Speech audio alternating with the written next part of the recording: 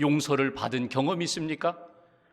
여러분은 용서를 해본 경험이 있습니까? 여러분은 용서하고 지금 자유와 평안 가운데 살아가고 있습니까? 오늘 본문에서 우리는 믿음의 사람 요셉이 형제들을 용서하는 장면을 읽게 됩니다. 요셉은 지금까지 살아오면서 형들로부터 많은 상처를 받았습니다. 형들만이 아니라 애굽에 사는 동안에 적지 않은 상처 투성이의 삶을 살았습니다. 그런데 하나님의 은혜 가운데 요셉이 치유를 받게 됩니다. 상처를 치유받게 되고 오히려 그는 이제 용서하는 인생으로 그렇게 살아가는 모습을 우리가 본문에서 발견할 수가 있습니다.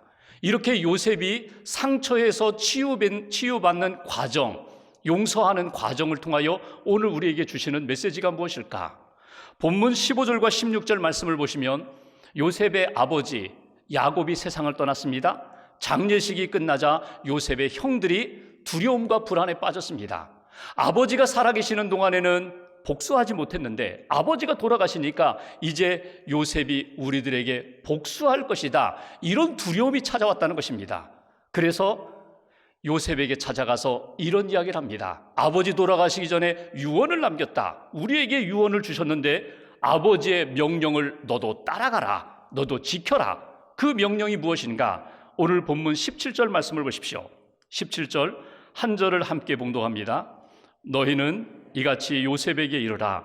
내 형들이 내게 악을 행하였을지라도 이제 바라건대 그들의 허물과 죄를 용서하라 하셨나니 당신 아버지의 하나님의 종들인 우리 죄를 이제 용서하소서 하며 요셉이 그들이 그에게 하는 말을 들을 때에 울었더라. 아멘.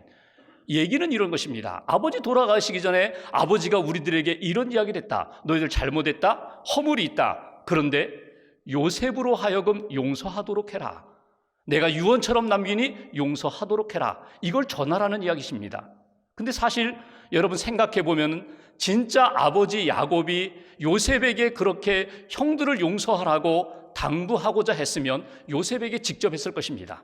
그러므로 이 이야기는 어찌 보면 형들이 두려움과 불안 때문에 꾸며낸 이야기일 것입니다.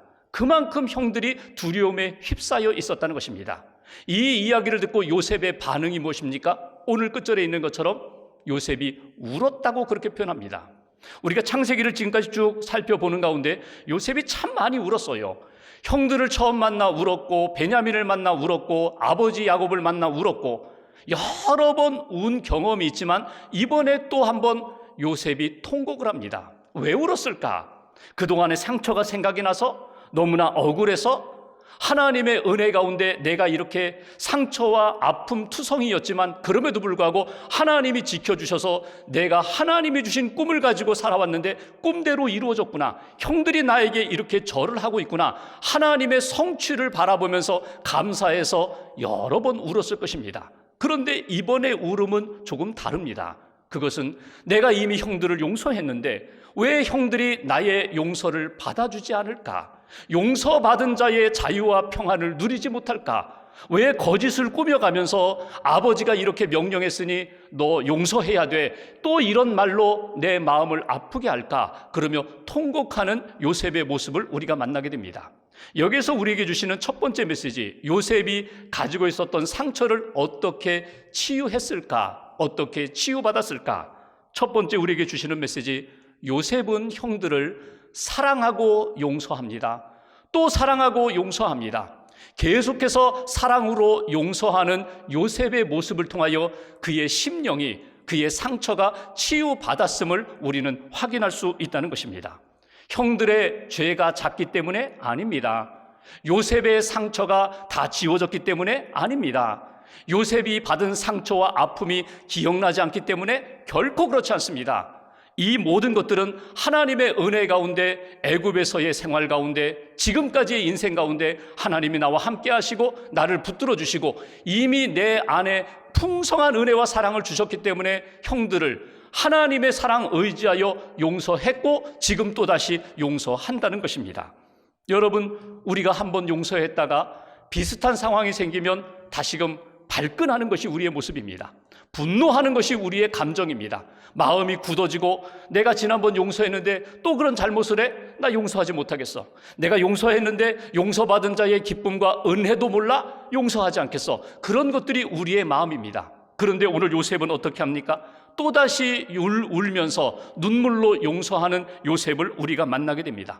그만큼 요셉이 하나님의 은혜 가운데 살고 있었고 여전히 하나님의 은혜와 사랑 가운데 형들을 바라보면서 형들 내가 이미 용서했어. 그 용서받은 자의 삶을 살았으면 좋겠어 하는 그 간절한 마음, 안타까운 심정을 우리가 본문에서 읽을 수가 있습니다. 독일의 순교자인 보네포 목사님이 세상을 떠나기 전에 남긴 여러 글들이 있습니다. 그 가운데 그분은 이런 글을 남겼습니다. 형제를 미워하지 않고 용서할 수밖에 없는 이유가 있다면 사랑할 수 없는 그 사람과 나 사이 그 중간에 그리스도의 십자가가 있기 때문이다. 여러분, 보네포 목사님을 힘들게 했던 사람들이 참 많습니다. 그럼에도 불구하고 내가 신앙인으로 그를 용서할 수밖에 없는 이유, 용서해야 하는 이유가 있다면 그 사람과 나 사이에 그리스도의 십자가가 있기 때문이다. 언제 어디서나 어려움이 있을 때, 아픔과 상처가 있을 때 그 목사님은 십자가를 바라보고 십자가의 은혜와 사랑을 힘입어서 용서했다는 것입니다. 용서할 수 있었다는 것입니다. 오늘 요셉의 삶도 다르지 않습니다. 용서하기 어려울 때 하나님이 자기를 지금까지 인도해 주신 은혜를 기억했다는 것입니다. 여러분, 구체적으로 누구를 용서하기 힘들 때가 있습니다. 내가 지난번에 용서했는데 또 잘못을 합니다. 또 나를 힘들게 합니다. 그러면 어떻게 하세요? 주님의 십자가를 바라보세요. 예수님의 이름을 부르세요. 십자가를 바라보고 십자가의 사랑을 다시 한번 가슴에 품고 주님의 이름으로 사랑하고 주님의 이름으로 용서하고 주님의 이름으로 축복하는 인생, 이것이 믿음의 인생이라는 것입니다. 용서한 다음에 요셉이 가지고 있는 용서한 자의 마음가짐, 자세가 나와요. 19절 말씀을 보실까요? 18절에 보면은 요셉이 우니까 형들이 엎드려서 나는, 우리 모두는 당신의 종들입니다, 이렇게 이야기합니다. 그러자 19절에 요셉의 이야기를 들어보십시오. 요셉이 그들에게 이르되 두려워하지 마소서, 내가 하나님을 대신하리이까. 걱정하지 마세요. 두려워하지 마세요. 이미 나는 다 용서했습니다. 내가 하나님을 대신하리이까. 여러분, 이 얘기가 뭡니까? 저는 하나님이 아닙니다. 하나님의 은혜로 그냥 용서한 사람일 뿐입니다. 형님들 하나님의 은혜로 용서받았을 뿐입니다. 이 모든 것들은 하나님이 하신 역사입니다. 하나님 앞에서 사십시오. 하나님 앞에서 신실하게 사십시오. 하나님 앞에서 사랑받은 자답게 살아가십시오. 이것이 용서한 요셉의 마음 자세라는 것입니다. 여러분, 형제들을 사랑하고 용서하며 하나님께 모든 것을 맡기는 요셉의 그 신앙의 자세, 용서한 자의 믿음의 자세를 여러분 꼭 붙잡으십시오. 용서할 때, 용서받을 때 우리의 심령이 달라집니다. 우리의 인생이 달라집니다. 우리의 건강도 달라진다는 거예요. 용서에 관한 여러 연구학자들이 있는데 그 중에 로버트 앤 라이트라는 분이 있습니다. 위스콘신 대학 심리학과 교수인데 이분은 20년 동안 용서에 대해서만 연구를 했어요.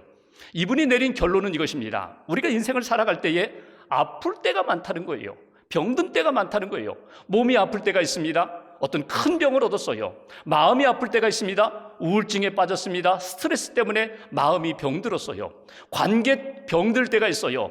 부부 사이에 갈등이 일어납니다. 친구 사이에 갈등이 일어납니다. 이웃과의 갈등이 일어납니다. 그래서 만나고 싶지 않아요. 생각하고 싶지도 않아요. 이런 관계에 갈등이 있을 때도 있어요. 중독의 문제, 참 치유받기 어려운 이 중독의 문제, 알코올이라든가 마약이라든가 어떤 한 분야의 중독에 빠져서 허우적거릴 때 어떻게 치료받을 수 있을까? 그분의 이야기는 이렇습니다. 먼저 나 자신이 용서한 다음에 치료를 받으라는 거예요. 용서하라는 거예요. 그 누구, 내가 용서하지 못한 그 사람, 나에게 상처를 준 그 사람을 먼저 용서하고 약물 치료도 받고 상담도 받고 그리고 재활치료도 받으면 회복이 빨라진다는 거예요. 여러분, 이것은 그 학자의 이야기만이 아니라 저와 여러분들의 실생활 가운데 실제로 경험했던 일입니다. 여러분, 용서하지 못하고는 평안이 없어요. 자유가 없어요. 내 마음과 내 몸과 내 영혼의 질병이 치유되기가 어려워요. 용서하셔야 돼요. 내 힘으로 내 감정으로 안 되니까 주님을 의지하여, 주님의 사랑을 의지하여 주님의 이름으로 용서하는 것입니다. 오늘 요셉이 그렇게 용서했던 것처럼 용서하라. 몇 번 용서하면 될까요? 베드로가 예수님께 물었죠. 7번 하면 됩니까? 예수님이 말씀하십니다. 70번씩 7번이라도 용서해야 돼. 하나님의 사람이라면, 하나님 사랑받은 사람이라면 490번이 아니라 수천 번이라도 주님 사랑 의지하여 용서해야 돼. 그래야 내 영혼이, 내 인생이 건강할 수 있고 평안할 수 있다. 오늘 요셉의 용서하고 용서한 이후에 하나님께 맡기는 신앙의 모습을 저와 여러분들이 품게 되기를 주님의 이름으로 기원합니다. 두 번째로 20절 말씀을 보십시오. 20절 한 절을 같이 봉독합니다. 당신들은 나를 해하려 하였으나 하나님은 그것을 손으로 바꾸사 오늘과 같이 많은 백성의 생명을 구원하게 하시려 하셨나니. 아멘. 요셉의 신앙 고백입니다. 요셉이 이렇게 고백을 합니다. 형들 앞에서, 형님들, 저에게 많은 상처를 주었죠. 아픔을 주었죠. 제가 많은 어려움을 겪었는데 하나님은 이 모든 것들을 선으로 바꾸어 주셨습니다. 형님들은 나에게 선한 역사로 행하지 않았지만 오히려 악을 행했고 해를 끼쳤지만 하나님은 이 모든 것들을 선한 결과로 이끌어 주셨습니다. 그리고 여기 후반부에 이런 표현이 있죠. 많은 백성의 생명을 구원하게 해주셨습니다. 나를 은혜와 구원과 축복의 통로로 하나님이 사용하셨다는 거예요. 오늘 이 요셉의 믿음의 고백과 믿음의 관점, 믿음의 눈을 한번 바라보십시오. 자기가 겪고 있는 이 모든 문제, 갈등, 이 상처를 인간적인 눈으로만 바라보지 않고 하나님의 눈으로 바라보려고 했어요. 하나님의 생각으로 지켜보려고 했어요. 그리고 하나님의 그 마음으로 해석을 했다는 것입니다. 도저히 이 어둠의 문제가, 상처의 문제가 도저히 해결될 기미가 보이지 않았지만 하나님은 이 모든 것들을 선한 역사로 바꾸어 주신 것처럼 지금 내가 안고 있는 이 문제까지도 하나님은 선한 것으로 바꾸어 주실 줄 믿습니다. 구원과 축복의 통로로 만들어 주실 줄 믿습니다. 이것이 오늘 요셉의 신앙 고백입니다.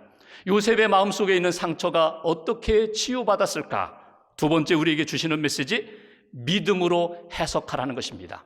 믿음으로 바라보고 믿음으로 생각하고 믿음으로 해석할 때에 하나님이 주시는 성령님의 은혜 가운데 해석할 때에 하나님이 우리의 마음의 상처뿐만 아니라 우리의 삶의 문제, 헝클어지고 묶여버린 모든 문제를 하나님이 풀어주신다는 것입니다. 여러분, 믿음으로 내 삶을 바라본다면, 믿음으로 내 삶에 일어난 사건들을 해석한다면 거기에 선명하게 드러나는 것이 있어요. 하나는 하나님의 주권적인 역사가 드러납니다. 또 하나는 하나님의 섭리의 역사가 나타나요. 하나님의 주권이 무엇입니까? 내 인생 모든 것 하나님이 주관하신다, 다스리신다, 이끌어가신다. 하나님이 주인 되신다. 하나님이 내 인생을 책임지신다. 하나님의 주권적인 역사가 나타나게 되고, 또 하나는 하나님의 섭리. 오늘 이 문제만이 아니라 과거와 오늘 현재의 이 문제와 미래에 이루어지는 모든 역사 가운데 하나님이 구원의 계획, 선한 계획을 가지고 내 삶을 이끌어 가신다. 그러므로 나는 하나님 앞에 맡기겠다는 믿음의 결단이 나타난다는 것입니다.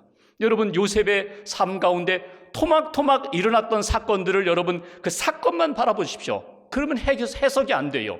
해결이 안 돼요. 평안을 찾기 어려워요. 근데 이 어려웠던 이 사건 다음에 하나님이 어떻게 준비하셨는가? 어떻게 선한 역사로 만드셨는가? 연결시켜 보십시오. 형들의 미움을 받고 애굽에 팔렸습니다. 여러분, 팔린 것, 노예의 삶을 시작하는 것 너무나 힘든 사건이에요. 그런데 보디발 집에 가서 하나님이 함께 하심을 더 강하게 경험하게 됩니다. 하나님을 의지하고 하나님 앞에 매달리는 믿음의 인생으로 성장하고 성숙하게 됩니다. 팔렸지만 하나님이 함께 하심을 체험하게 됩니다. 억울하게 감옥에 들어갔어요. 그런데 감옥에 들어가서 그 왕실에 있는 죄수들이 감옥에 들어와서 꿈을 해석해 줍니다. 곧장 나갈 줄 알았는데 2년의 시간이 지나서 하나님 어떻게 하셨어요? 바로의 꿈을 해석해야 할 그때에 하나님이 요셉으로 하여금 나와서 꿈을 해석하게 만들어주세요. 토막토막으로 본다면 참 답답한 일이지만 하나님은 그 사건 다음에 은혜의 역사로 합력하여 선한 일들로 하나님이 이렇게 만들어 가시는 역사를 보게 됩니다. 그래서 요셉이 확신하는 거예요. 하나님은 내 인생 어떤 어려움이 있어도 악한 일이 있어도 선한 역사로 만들어 주셨고 하나님의 구원을 체험하게 하셨고 구원을 증거하도록 하나님이 은혜를 베푸셨다. 그래서 나는 하나님의 그 주권적인 역사와 하나님의 섭리하시는 역사, 하나님이 내 인생을 다스리시고 이끌어 가시는 역사를 나는 믿고 하나님 앞에 맡기겠습니다. 상처도 맡기고 아픔도 맡기고 사건도, 이해하기 어려운 일들도 하나님 앞에 맡기겠습니다. 이것이 요셉의 신앙 고백입니다. 마음아 넌 누구니? 라는 책이 있습니다. 박상미 교수님이 쓴 책입니다. 박상미 교수님은 셋째 아이로 태어났어요. 1970년대 산하 제한이 있던 우리나라에 셋째를 임신하니까 엄마가 아이고 셋째 낳을 수가 없다, 어려운 형편에 셋째 낳을 수 없다, 그래서 산부인과 가서 지우려고 했어요. 근데 의사를 못 만났어요. 그 다음에 또 갔는데 또 의사를 못 만났어요. 그래서 결국 태어난 아이가 박상미입니다. 엄마 뱃속에서 무의식 중에 충격을 받았는지 그의 나이 40이 되도록 그는 힘든 시간을 살았어요. 그가 우울증을 앓았고 어려서부터 신경정신과에 수시로 치료를 받게 되고 심지어는 24살에는 자살하려고까지 자살을 시도했던 사람입니다. 그런데 하나님을 만나게 돼요. 하나님을 만나고 하나님의 은혜를 깨닫게 되고 말씀 속에서 내 인생이 어떤 의미가 있는가를 그는 발견하게 됩니다. 내 인생은 우연히 태어난 것도 아니다, 실수로 태어난 것도 아니다, 하나님의 계획하심 속에서 이 땅에 태어난 존재야. 하나님의 은혜 가운데 내 인생은 지금까지 이어온 존재야. 하나님의 은혜를 깨닫고 자기 인생의 의미를 깨닫게 되니까 자기와 같은 사람을 돕고 싶은 거예요. 그래서 그가 상담 심리를 전공하게 됩니다. 박사학위를 받게 됩니다. 독일에 가서 연구하면서 독일에 있는 많은 사람들을 만나게 돼요. 그런데 한국에서 입양 온 그 사람들을 만나면서 그들 마음 가운데 있는 많은 상처가 있다는 것을 발견하게 됩니다. 그들을 상담해주고 그들을 도와주었어요. 한국에 귀국해서는 미혼모들을 만나고 도와줬어요. 교도소에 있는 재소자들, 다 상처투성인 사람들, 마음의 상처를 안고 있는 사람들 만나서 상담해주고 치료방송해주고 도와주는 사역을 하고 있는 분입니다. 그분이 그 책에서 이런 이야기를 합니다. 하나님의 관점으로 과거의 아픈 기억을 해석하면, 내게 있는 과거의 아픈 기억을 하나님의 관점으로 해석한다면 그 아픈 상처도 보약이 될 수 있습니다. 그 아픈 상처도 보석이 될 수 있습니다. 그분의 이야기입니다. 그러니까 여러분, 내 안에 있는 이 상처와 아픔, 쓴뿌리를 여러분 시간이 지나면 잊혀진다고요? 잊혀지지 않아요. 그 고통은 여전히 남아요. 그렇다면, 지울 수 없다면, 잊을 수 없다면, 치료할 수 없다면 어떻게 하라고요? 새가 높은 하늘에 올라가서 전체를 바라보는 것처럼 하나님의 자리에, 하나님의 눈으로 올라가서 내 인생을 바라보라는 거예요. 하나님의 마음으로, 하나님의 관점으로, 하나님의 은혜의 손길로 내 문제와 상처를 바라본다면 그 상처가 상처로만 남지 않고 그것이 보석이 될 수 있다, 보약이 될 수 있다, 사명이 될 수 있다. 나 같은 사람 내가 도와야지. 하나님이 내게 은혜 주셔서 이 모든 문제를 소화할 수 있도록 해주셨다면, 해석할 수 있도록 은혜를 주셨다면 나 같은 사람을 도와줘야지. 그리고 은혜와 축복의 통로로 살아갈 수 있다는 것입니다. 마지막 21절 말씀 보십시오. 21절 한 절 같이 봉독합니다. 당신들은 두려워하지 마소서. 내가 당신들과 당신들의 자녀를 기르리이다 하고 그들을 간곡한 말로 위로하였더라. 아멘. 용서했어요. 요셉이 용서한 것으로 끝나지 않고 어떻게 합니까? 위로했다는 거예요. 당신들 두려워하지 마세요. 염려하지 마세요. 미래의 당신과 당신들의 자녀들을 제가 책임지고 돌보겠습니다. 여기 간곡한 말로 위로했다라고 했는데 이 간곡한이라는 말이 심장이라는 말입니다. 심장, 마음을 담아서, 내 중심을 담아서 그렇게 위로했다. 여러분, 그 정도로 정성을 다했다는 거예요. 설득력이 있었다는 거예요. 마음, 진정성이 느껴질 정도로 그렇게 위로했다. 여러분, 이 말씀을 공동 번역 성경으로 읽어보면 더 실감이 나요. 제가 21절 공동 번역으로 읽어보겠습니다. 그러니 이제 두려워하지들 마십시오. 내가 형들과 형들의 어린 것들을 돌봐 드리리이다. 이렇게 위로하는 요셉의 말을 들으며 그들은 가슴이 터지는 듯하였다. 그들은 가슴이 터지는 듯하였다. 여러분, 무슨 이야기예요?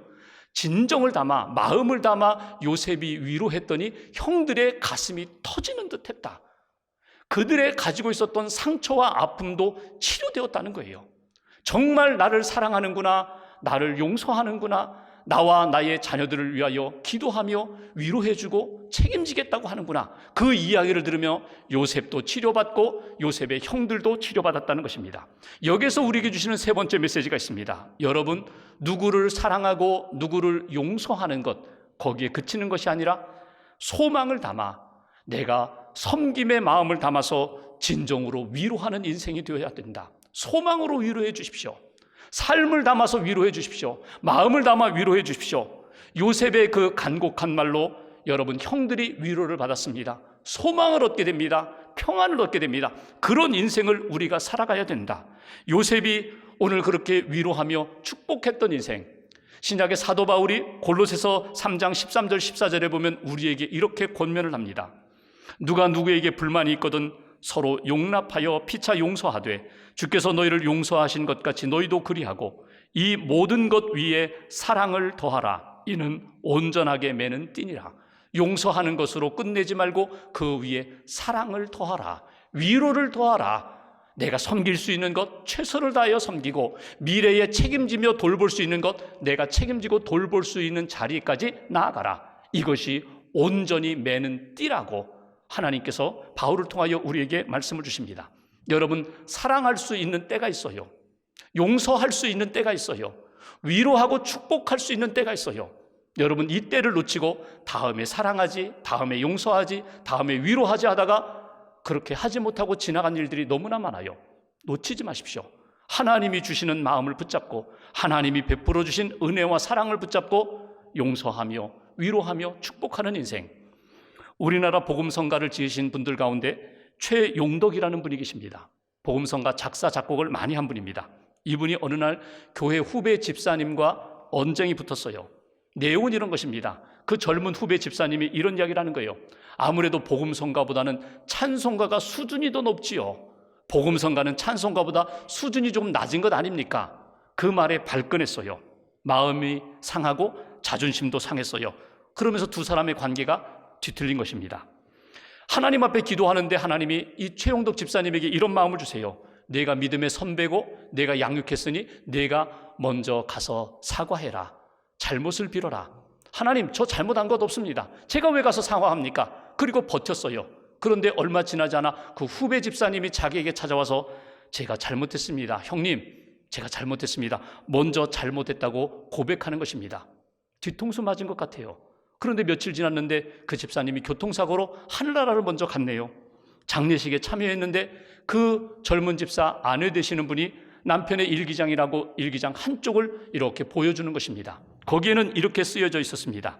자기가 가장 존경하는 분은 예수님이고 그 다음에 존경하는 사람은 자기를 전도한 최용덕 집사님이다. 그 일기장의 내용을 보면서 너무나 미안했어요. 내가 먼저 찾아가서 잘못했다고, 내가 먼저 찾아가서 내가 화를 내서 미안하다고, 내가 왜 그렇게 못해 주었을까? 내가 왜 그렇게 하지 못했을까? 그렇게 미안한 마음으로 시를 쓰고 거기에 곡을 입혀서 만든 복음성가가 오늘 나는이라는 복음성가입니다. 1절, 2절, 2절로 되어 있는데 제가 1절만 한번 읽어드리겠습니다. 내가 먼저 손 내밀지 못하고, 내가 먼저 용서하지 못하고, 내가 먼저 웃음지지 못하고 이렇게 머뭇거리고 있네. 그가 먼저 손 내밀기 원했고, 그가 먼저 용서하기를 원했고, 그가 먼저 웃음지기를 원했네.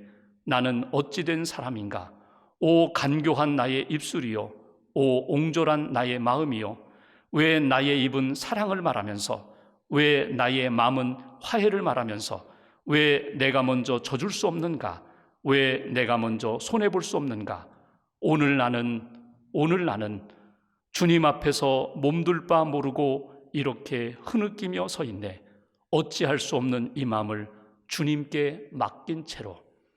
여러분 삶에 용서하고 위로하지 못하는 사람이 있습니까?